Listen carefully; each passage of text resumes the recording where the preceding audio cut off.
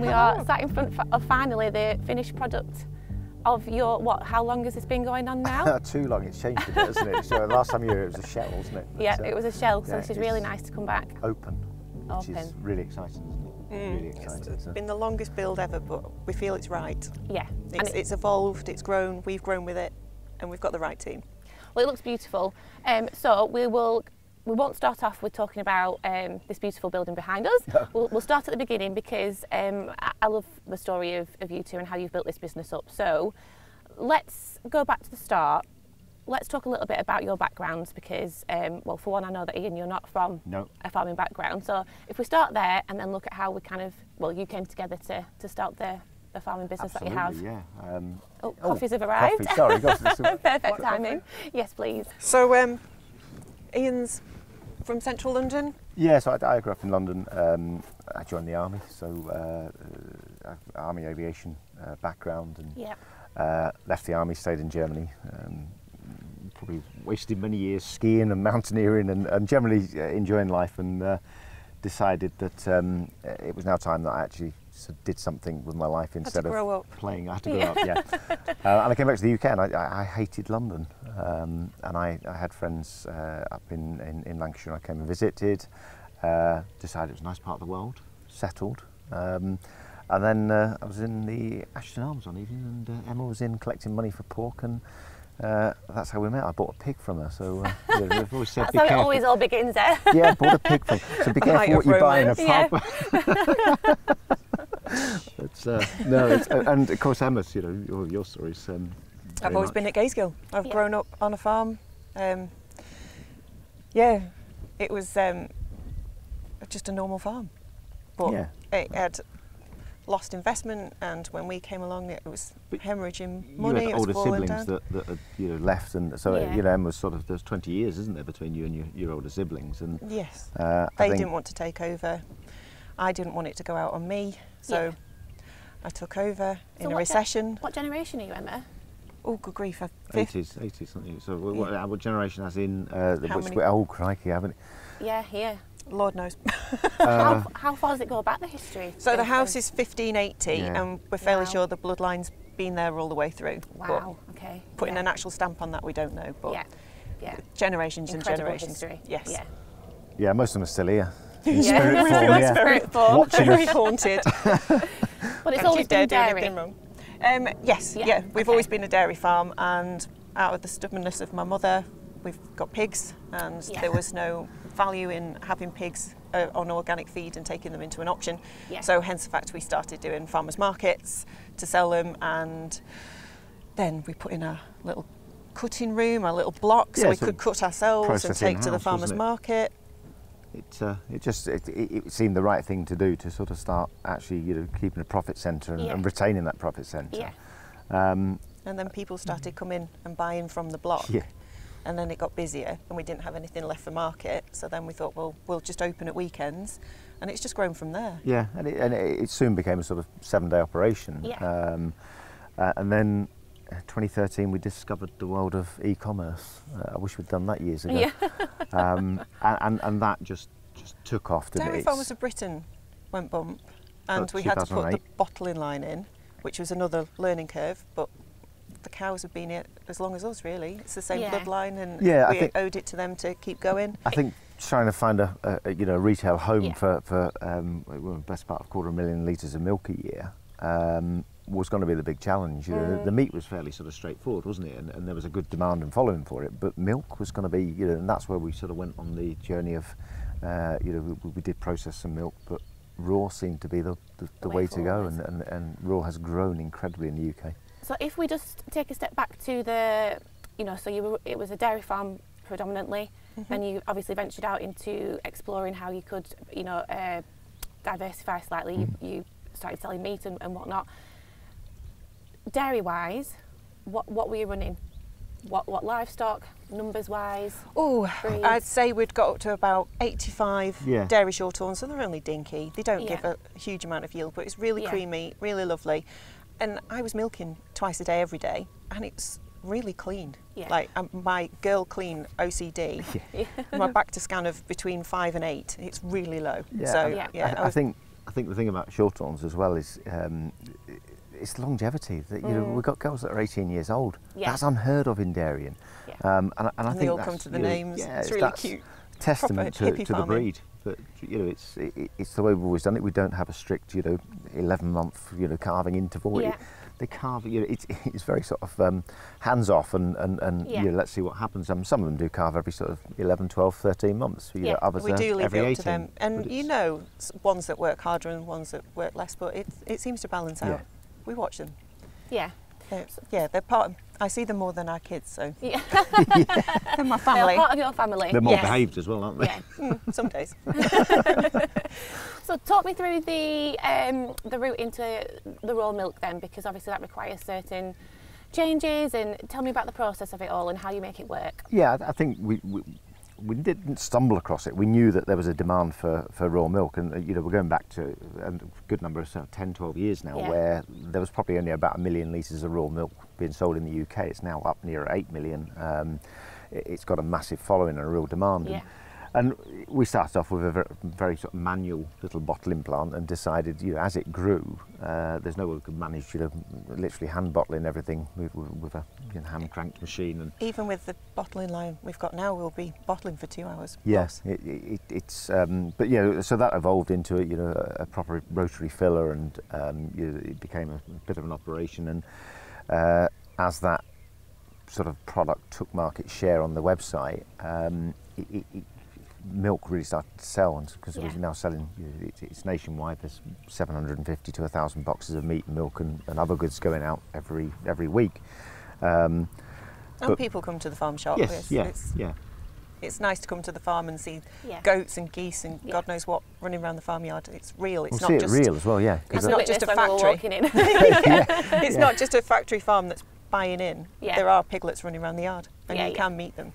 Yeah. Let's talk about then, you know, you both have a very focused idea on how you want to farm. Can you tell me a little bit about that in terms of, you know, your principles and how you make those decisions? Well, this year's been prime example. It's rained and rained and rained, and we've not been able to get on the fields and roll, chain harrow, muck spread, but then the curlews came in and they've nested, so we can't go in the meadows. Whereas everyone else will still go in and roll. But our principle is, if those little ground nesting birds are in there, the skylarks, the lapwings, it's their field. I think they've been here longer than us. Yeah, what's been passed from generation to generation is look after your meadows, look after your nature, and I think that was a big message. And you know, we don't even look at, we're custodians, we're current custodians, holding the baton, carrying the baton. Generations of my family have looked after the meadows, so we've got biological heritage sites because there's that many flowers in there. Yeah. We've got to look after them because every flower, every grass has got a little insect on it, and when the runners are in the grass, that's the bugs they're looking for to eat. Yeah, so. and you know, it's to take ragwort with the cinnabar moth. You know, solely reliant on ragwort. Yeah. If you eradicate ragwort, you eradicate that moth, and you eradicate the raptor of that moth, and you know, the whole food chain breaks down. So it's a huge responsibility, isn't it? But we've not had to do any regen. We've just been passed beautiful already. We've been very, very lucky that you're a testament to your dad that stood firm, you know, in the 50s and said, "I'm not making silage grass." I was going to ask that. He was actually bullied, wasn't he? You know, what peasant farming and still making hay. You know, you should be doing 3-4 cuts of silage a year. And he said, "No, I'm right. I like my nature, I like my birds, and I like my flowers and my meadows, and they've been passed to me to look after." And that's the bit our customers love now. That we really are nature-led, and we do look after the soil. Yeah, but it is absolute testament to your dad, you know, who was handed that and told you look after those meadows, and you stood firm and kept his word, didn't he? It was the last thing he told me last night when he was going to bed. I looked after those meadows. That's my bit I passed to you. FYI, yeah. Well, that was about an hour before he shouted for a brandy. Yeah. In the middle of the night. Got to have a bit of balance, I like that though, because actually, you know, if you think about the 50s, that was that post-war era where actually everybody was being really hammered with, you know, getting that produce more, and the problem is, you know, from an acre of land, there's only so much you can produce naturally. And I say it naturally, you know, I'm not saying that, you know, silage grass is unnatural, but it's a process that doesn't allow for other things to sort of, you know, be there, and it doesn't always sit comfortably hand in hand with the ground nesting birds. You know, we've got the curlew back on the red list. You know, that's shocking. The UK is responsible for 30% of, you know, global curlew population, and here it is, severely endangered, and the next step is extinction, which is I believe we've got so much wrong, in terms of habitat loss and species going extinct. In the UK alone, we're in the sort of top 10 in the world for getting it wrong. That's not anything really to be proud of. No. So it's just nice to try and promote that. There are other ways we can still do it. And I know the argument's always, how are we going to feed everyone? We can feed everyone, but we need to look at our diet a bit more and vary our diet. And I think we were talking about ultra-processed foods before we started talking here, and it is very true that you can keep it very natural if you try, but you need to eat a lot more of other things. I'm not going to use the plant-based argument because I don't think that washes at all, but I do think we do need to perhaps look at proteins from pulses and beans, as well as meat, as well as dairy, because that broadens our diet. We never grew up, I grew up eating offal because that's all we could afford. But we never used to eat meat 3 times a day, 7 days a week. Yeah. It was a luxury. And perhaps we should be rearing, better meats and paying more for them, and eating less of them maybe. It's also kind of that societal value of food, isn't it? That's what we've shifted away from as well, and probably maybe somehow quite forced to do that, because it's the whole price situation, isn't it? So actually it's a tweak in all areas. Yeah, household budgets household budgets are being hammered from every corner, from television packages, mobile phones, though, you name it. Yeah. And the food budget is the one that often gets sort of pushed and squeezed the most. And we'll just buy some. But that's the most important thing. That's your inner health. Yeah. Well, But you can see that from our sales. Obviously, in COVID, online shop. Yeah. Our sales went through the roof. Yeah. Okay. But they're still growing, and we're not in COVID anymore. So people are understanding gut health far more. Yeah. Well, we've managed to sort of a healthy 81% return customer base online, which is absolutely fantastic. So we're obviously doing something right. Yeah. And it's nice to see when you gain traction and more customers that they are also returning. Yeah. And I think that's testament to understanding your figures and bless him, Matt, analysing everything that goes on the back end of that website, hot mapping it to see why are customers going cold there, and tweaking it and changing it. But who thought years ago would talk about hot mapping? I wouldn't even know what hot mapping was. Hot mapping. But that's it used to be us two in a butcher shop at 1 in the morning making sausages ready for market. Baby strapped to, is he strapped to you? Yeah. I like the idea though that obviously you have diversified to put money back into the farm. However, you've done it in a way that you can actually still retain what you're passionate about, which is this land. We can see it all around us. So it's very evident that this is all part of the same jigsaw piece. It's where else? I mean, this was realised yesterday, weren't we? We were talking to the Great Oak Show guys, and when they summed it up, 2 and a bit hundred acres is supporting 26, 27 members of staff now. Yeah, that's massive. Yeah. That is.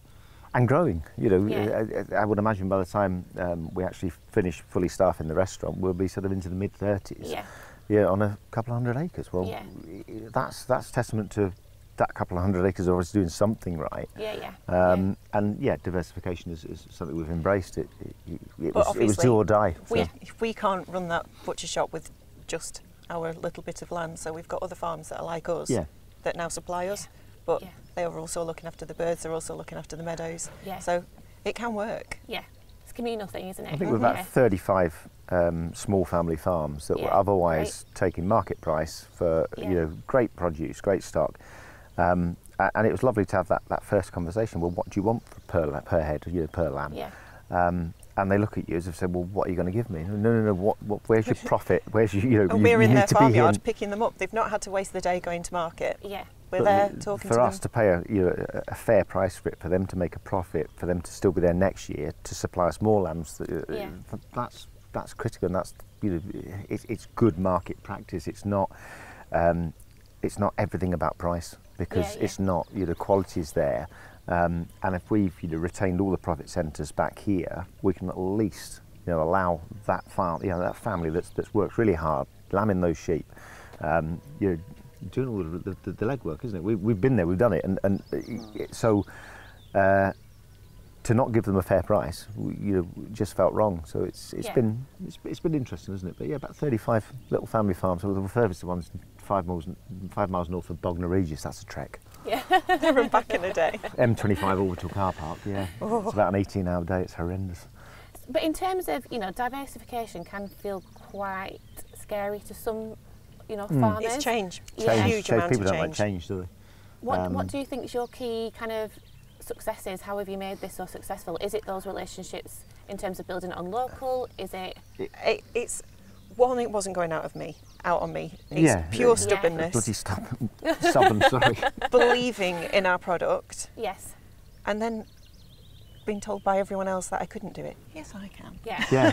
Yeah. I can. And I think girls can. Add to that pick a business model that works for you, that works with your land, that doesn't change what you're doing in your core business. And people, the only person stopping someone actually diversifying and changing their business is themselves.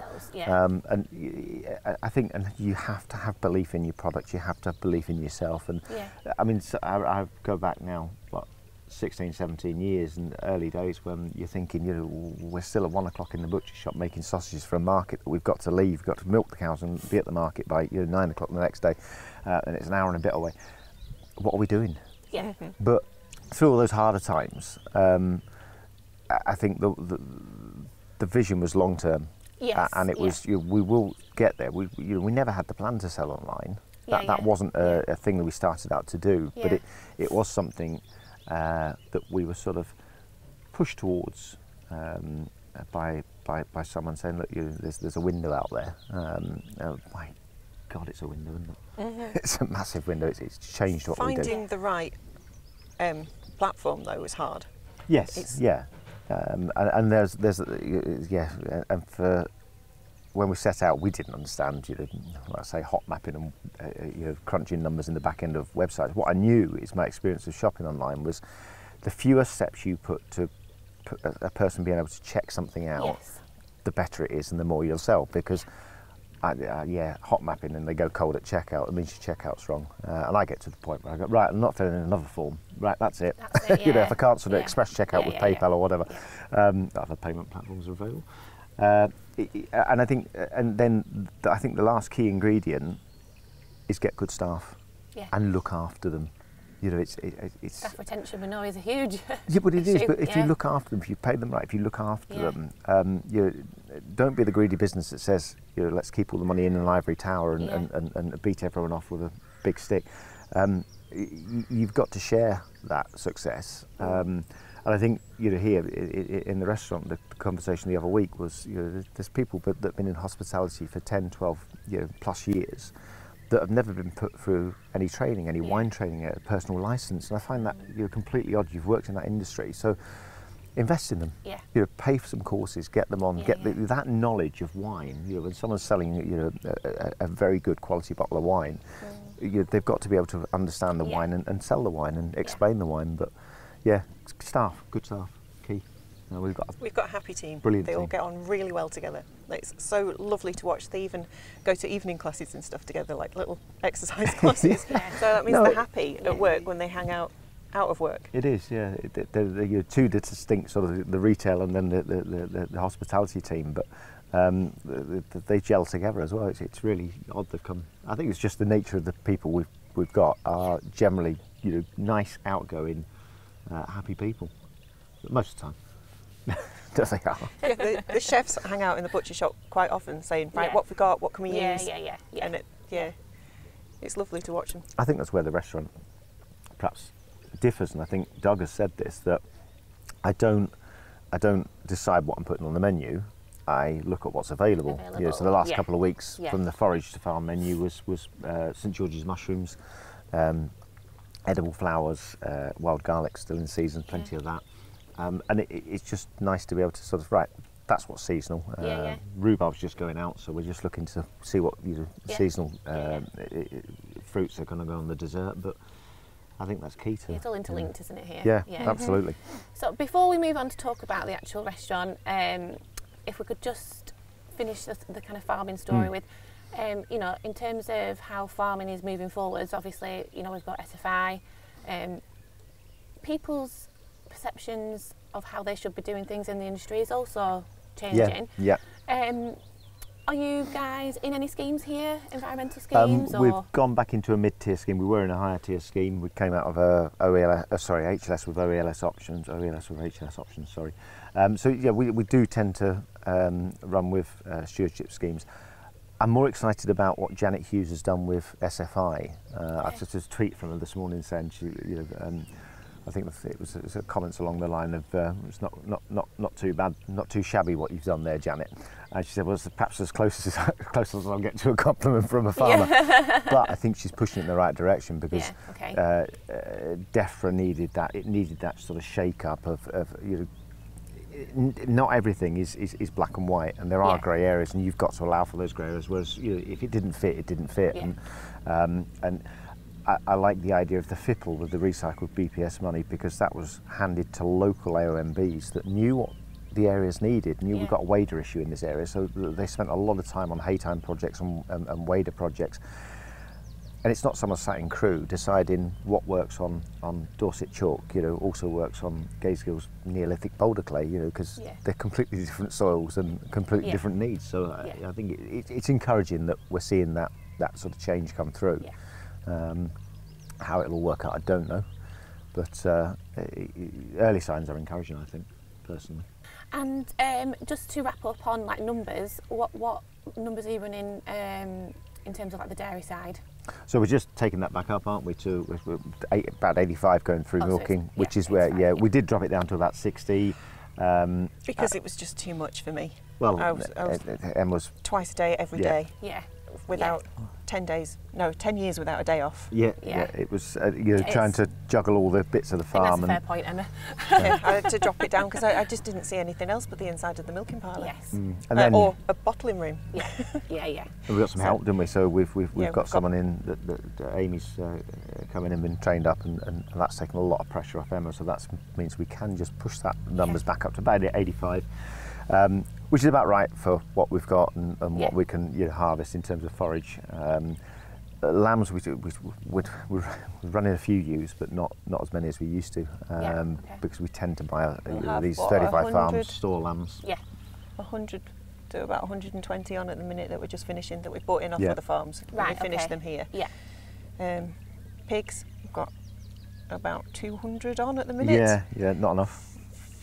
We've normally got about 400 to about 500 now, rearing them for Christmas. The organic feed price. You said the word. The organic food price for pigs has gone through the roof, and everyone's stopped. The issue is there isn't enough organic pork in the UK.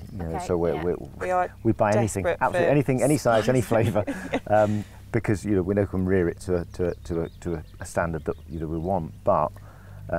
It's trying to encourage people to, even if they keep a couple of sows, if they're organic, we'll buy them. Whatever progeny they produce, we'd take on, and that's been really difficult. I think we've still got Helen Browning as probably UK's largest organic pork producer and supplier. There's one or two other. The organic pig company. One or two others that are there still doing, but. The smaller producers that were producing a handful of pigs a year are few and far between now. So we've still got a few, but not enough.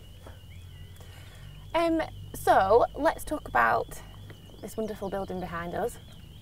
You were talking before about having that long-term vision. If you are thinking about diversification, for you it's happened in these steps that have, pardon the pun, but made you organically grow in terms of business. No, it has, Has this, so 8 at Gazegill, has this always been the vision? There was always a desire, wasn't there, to do something to put food from the farm on a plate on the farm. We, at the outset, that was always wouldn't it be nice? It was on the wish list, wasn't it? It wasn't a firm sort of part of the business plan or the diversification plan. But we'd come back from farmer's market with a lamb shoulder. And it wasn't going to last to the next farmer's market. So, you could maybe cook it and serve it here. Wouldn't that be nice? And I think when we sort of set out and started looking at actually seriously planning the building,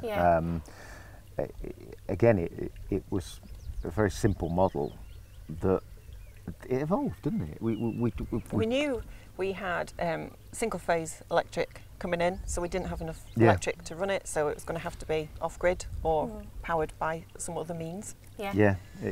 I mean, that's an antiquated single phase grid supply, and struggling with electricity. So we're literally just about to signing off 231 kilowatts of solar panels to add to the wind turbine and the other solar arrays we've got, but that will take us effectively off grid, and we're going to join an energy exchange where you bank energy. You don't sell the surplus back to the grid, you bank it with the grid, and then you draw it back when you need it, which is cheaper than a battery, probably safer than a battery as well. Some of the horror stories you hear about them, but that seems to be a really good way of the grid will demand it, use it, and when in winter, perhaps when we're not producing as much, we'll draw that back. So I think that side of the business, it just had to happen, because we can't switch another light on without something going pop.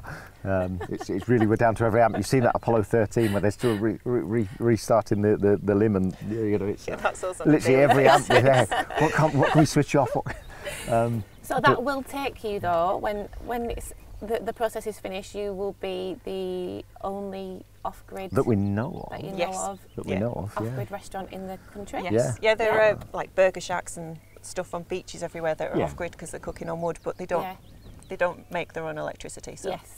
Yeah, and I think it is a restaurant. The dishes that Doug and Luke and the kitchen team are creating are just stunning. They are absolutely a different take on brunch, which is proving a really popular service, and it's great to to be put a ribeye from the farm on a plate, there served as someone wants it, and chipolatas from our pork with wild garlic on from down the riverside, and then the honey from our bees just across the way there.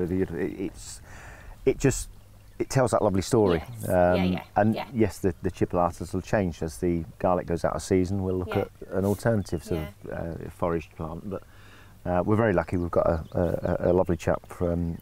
He's got a thing called edible leads, but he Craig comes and forages, and it turns up with a basket full of St George's mushrooms. Closest guarded secret. Won't tell you where he's got them from, but but he turns up with them. That's the main thing, and that's beautiful. He turned up with the. So the garlic flower heads before they open, just picked and pickled. Yeah. They're amazing. Absolutely amazing. It's nice though to think that, you actually might be able to change the perception of people who come here, might change their perception of how they can actually cook, or I hope so. I hope the dishes inspire people to do to cook, because let's face it, there are many dishes that have been. Well, even Rob's tried to recreate some at home. I think it does inspire. If you go and have something that you haven't had elsewhere, and you think, well, that was exceptional. We did that time on that beach shack in Dorset with that pickled mackerel, and we've tried to recreate that.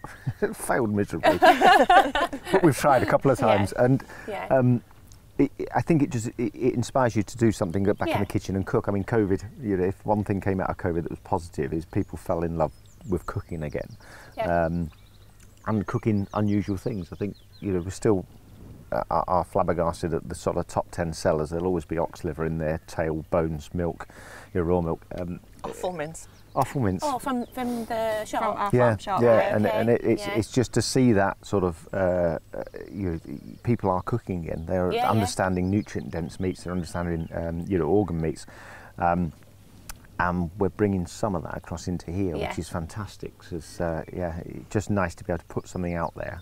It's like the lamb faggots that we did. Everyone thinks of a faggot. Oh God, it's got lung in it, and it's got. But they're amazing. Yeah.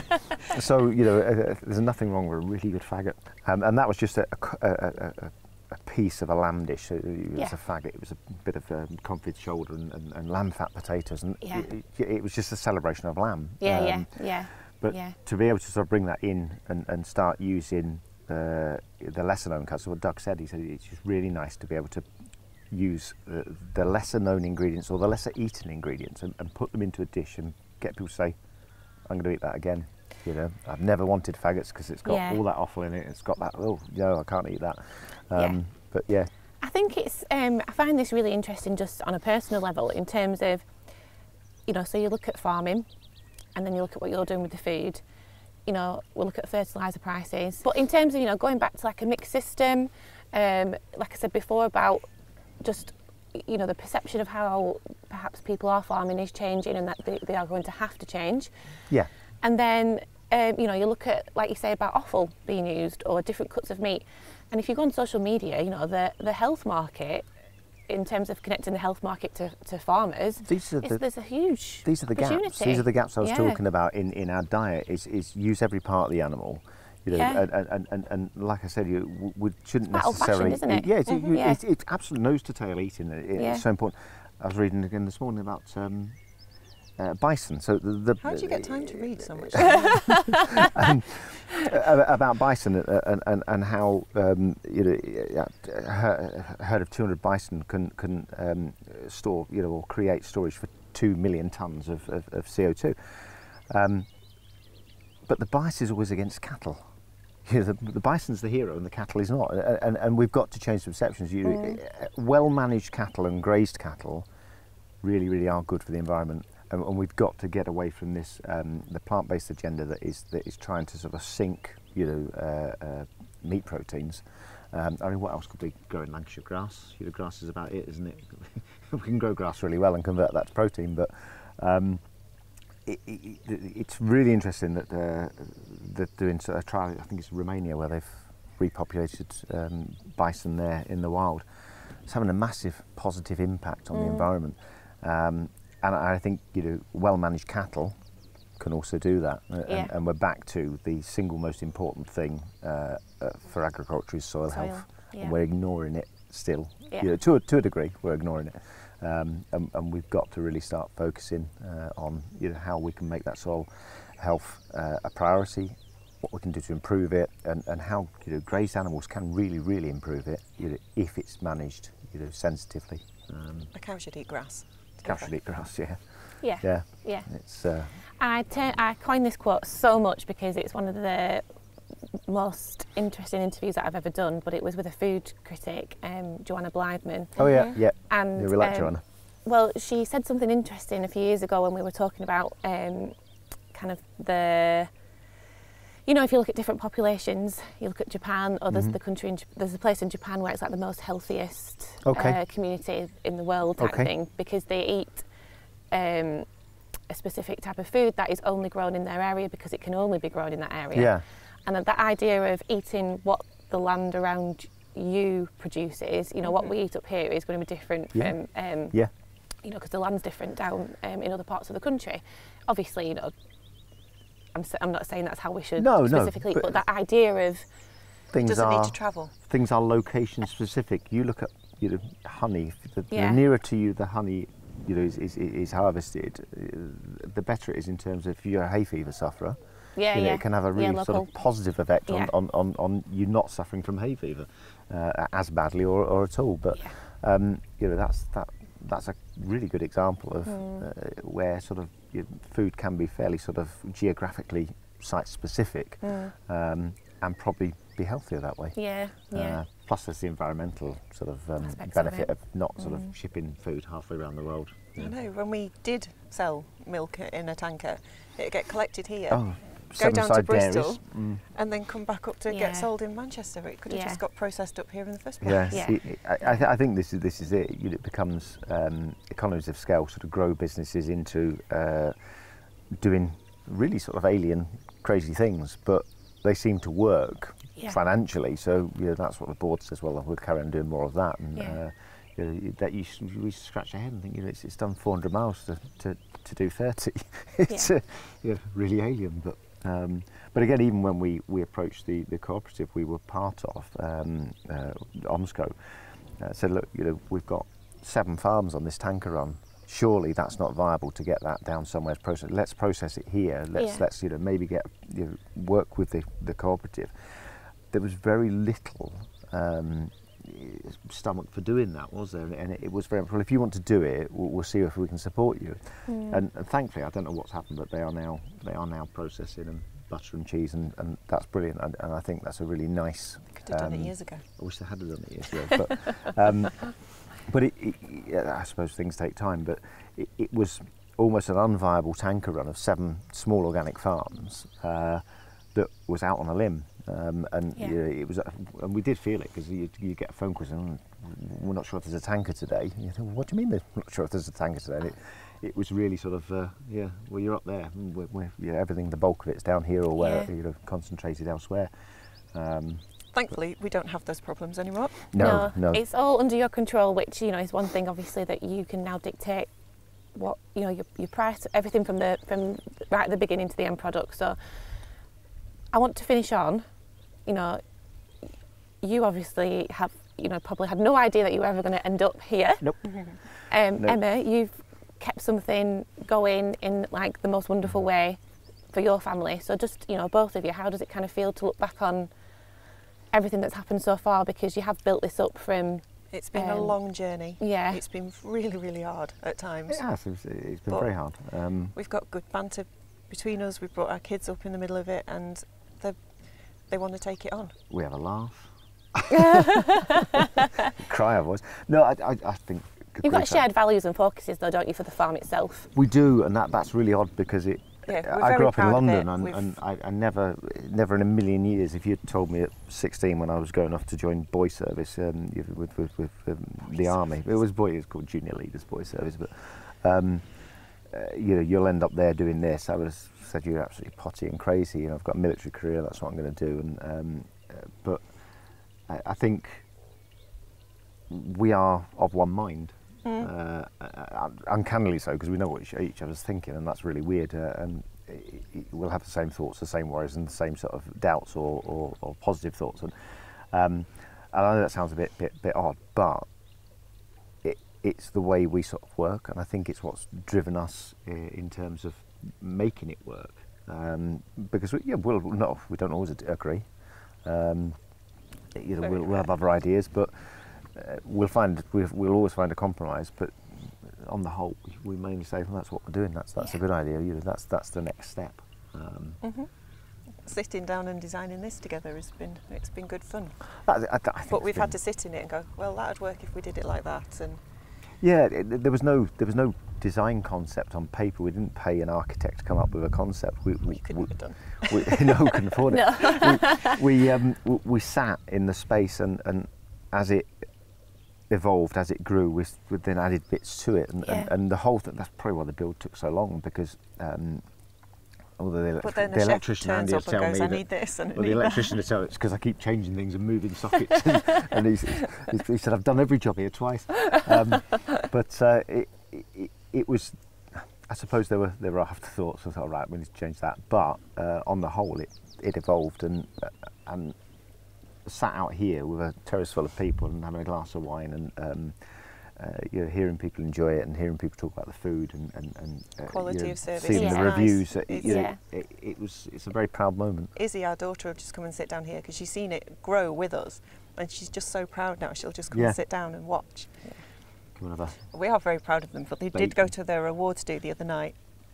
Yes, they did. Yes, let's talk about your first award. We've been open 11 weeks, and they got invited to an award ceremony. We were like, it's your thing. You go. You're the team. You go. But yeah, they came away with tourism innovation. So innovators of that. Stood on the stage, got their award, sat down at the table, put the award on the table. Smashed it. He shall remain nameless, till James. It's not an omen. No, it's that was the Ribble Valley Tourism Awards, Ribble Valley wasn't it? Tourism. Yeah. So fantastic. Really, really pleased, because to be open 11 weeks and to have already been nominated and shortlisted and won. It's absolutely great, and we'll just continue and see where that journey takes us. Yeah. And I know what that kitchen is capable of. Well, perhaps I don't, because every time he puts another dish out, it just blows me away. I think, where did that level come from? How you can make a single carrot taste so damn good and present it on a plate. It's just, amazing, absolutely amazing. Great team, brilliant team.